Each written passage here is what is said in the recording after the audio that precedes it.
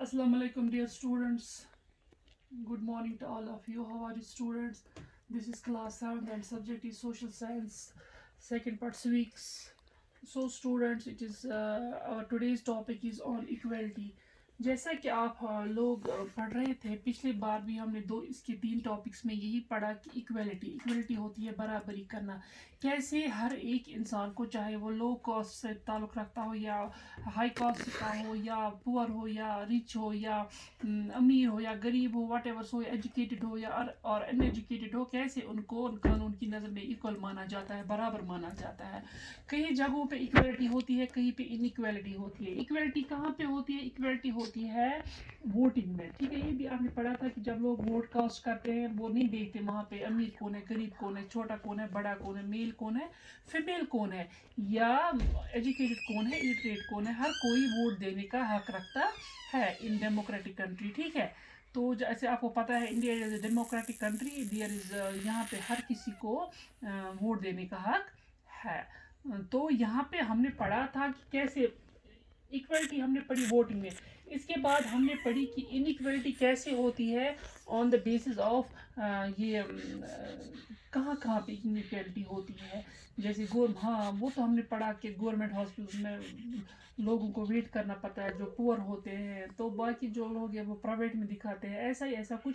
और हमने देखा, हमने 2 स्टोरीज पढ़ी और पढ़ी एक ओम प्रकाश वाल्मीकि की दलित बॉय था वो, तो दूसरी पढ़ी हमने अंसारीज की जिनके साथ डिस्क्रिमिनेशन हुई on the basis of religion और ओम प्रकाश के साथ on the basis of cast. तो यहाँ पे क्या हुआ, अब गवर्नमेंट ने कुछ चीज़ें ऐसी बनाई जिसकी वजह से ये इनइक्वलिटी जो है ये कम हो सके। इसमें एक था लॉज हमने पढ़े कि सब के लिए कानून की नज़र में हर कोई इंसान बराबर है, चाहे अमीर हो, गरीब हो, चाहे किसी भी तबके से ताल्लुक़ रखता हो, on the basis of cast, religion, weather he is mail और फीमेल, वट एवर। सो वो होता है कि लॉ की नज़र में हर कोई बराबर है। अब ये लॉ हमने पढ़ा कि कैसे लॉज सारे इम्प्लीमेंट किए, लो कास्ट के लोग भी कर सकते हैं, उसके लिए भी वही लॉ है, गरीब के लिए भी, अमीर के लिए भी वही लॉ है। तो हमने लॉज देखे इसके कल के टॉपिक में। अब आज हमने देखा यहाँ पे सेकंड जो बनाया है गवर्नमेंट प्रोग्राम्स और स्कीम्स। गवर्नमेंट प्रोग्राम्स और स्कीम्स, कुछ ऐसे स्कीम्स, कुछ ऐसे प्रोग्राम्स गवर्नमेंट ने बनाए जिनकी वजह से लोग जो है जो हेल्प करे उन डिसएडवांटेज कम्युनिटीज़ को, जो वैसे कम्युनिटीज़ है, जैसे ओम प्रकाश वाल्मीकि की स्टोरी थी, वैसे ही लोगों को वो हेल्प करे। कुछ ऐसे प्रोग्राम्स गवर्नमेंट ने बनाए। इसमें एक प्रोग्राम था मिड डे मील स्कीम, एक स्कीम थी। इनको हम या तो प्रोग्राम्स बोलते हैं या स्कीम्स बोलते हैं, जिनकी वजह से ये इनइक्वलिटी कम हो जाए। ठीक है, इसमें एक मिड डे मील स्कीम बनाई थी। Refers to the programme in all government elementary to provide and primary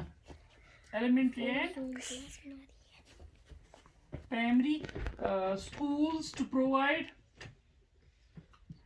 provide children with cooked lunch। ये जो मिड डे मील स्कीम थी, ये वो प्रोग्राम था जिसमें एलिमेंट्री एंड प्राइमरी स्कूल के बच्चों को मिड डे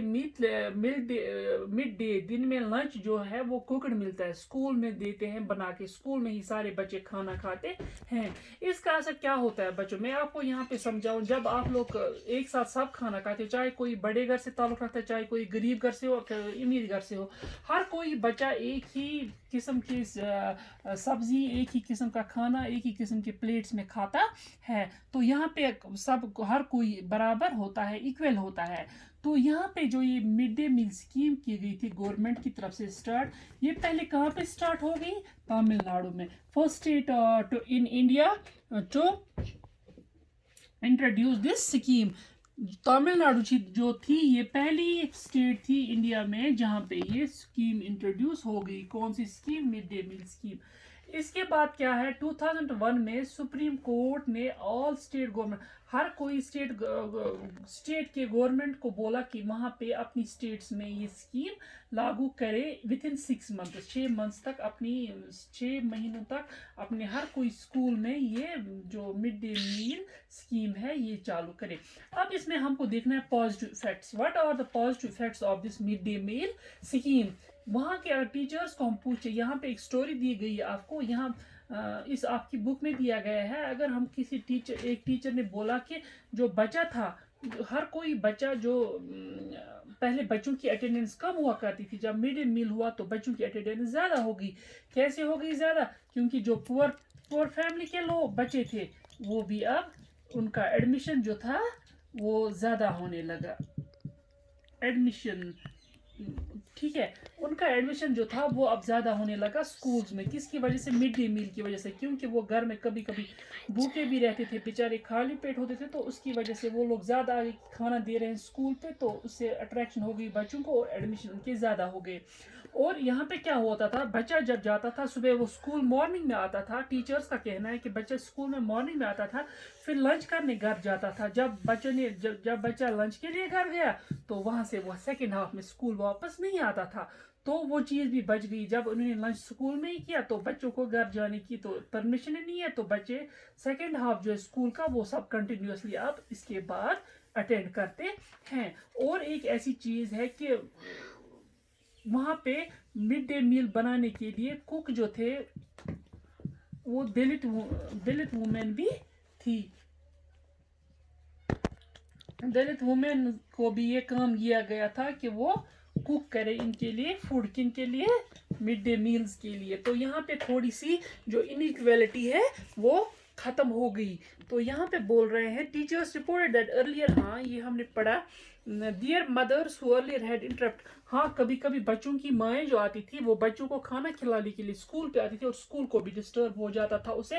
تو مڈ ڈے میل کی وجہ سے یہ پرابلم بھی سالو ہو گئی. تو اب سارے بچے اسکول میں کھاتے ہیں کھانا, چاہے کوئی امیر کا ہو, چاہے کوئی غریب کا, چاہے کوئی ایک کاسٹ کا ہو, کوئی دوسرے کاسٹ کا. ہر ایک چیز میں ایکویلٹی ہوتی ہے وہاں پہ, کہ بچے جو ہے وہ ایک ہی قسم کا کھاتے ہیں, ایک ہی چاول جو سبوں کے لیے بنتی ہے, ایک ہی سبزی جو سبوں کے لیے بنتی ہے.